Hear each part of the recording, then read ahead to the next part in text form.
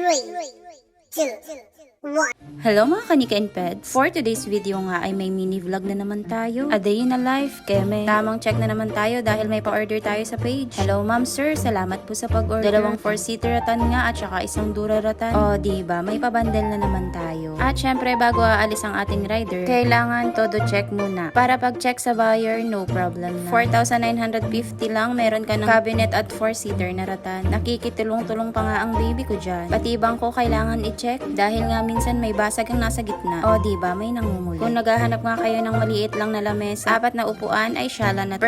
Perfect to sa inyo kung maliit ang pamilya. Ito na nga yung nauuso kasi hindi dumihi. Madaling linisan at napaka-eleganteng tingnan. O ayan, kamada na. Dahil nga may susunod pa dyan. Sabi ko nga sa mister ko, kapag nagbabiyahe na sila, ay mag-video na rin siya. Para naman na-update natin yung mga buyer. At syempre, para may video din ako. Trip na trip ko talaga mag-edit ng video. Ina-upload ko na din. Vlog-vlogan lang. Pag na-monetize, edi mas okay. Additional income din yun ha. May target nga pala kaming savings ngayon 2020. Kaya dapat talaga ma-target. Madami din naman kaming na-achieve na listahan noong 2020. So ayan, nasa talisay na sila palabo. Putol-putol lang para hindi puno ang storage. Sa anahaw nga pala ang deliver. Sabi ko mag-video na rin siya. Ang galing. Habang tinatanggal nga nung kasama niya yan, ay pag-uusap na siya dun kung saan ibababa. At syempre kung sino yung magbabayad. O diba, ang sipa. Alam ko sunod gagawin niya. Kukontakin yung sunod na deliver. Paparakali nga pala ang sunod. Mabuti na lang maganda ang panahon ngayong umaga. Ayan, may video na. Isang duraratan at 4-seater na lamesa. At next destination, sa Bulhaw. Isang set ng 4-seater na ratan pa rin. Bale, itong si ate, kapatid ng hipag ko. Suki ko sa installment paluwag. O, diba? Kaya, ayan, todo deliver na. Po sa pag-order. Next destination,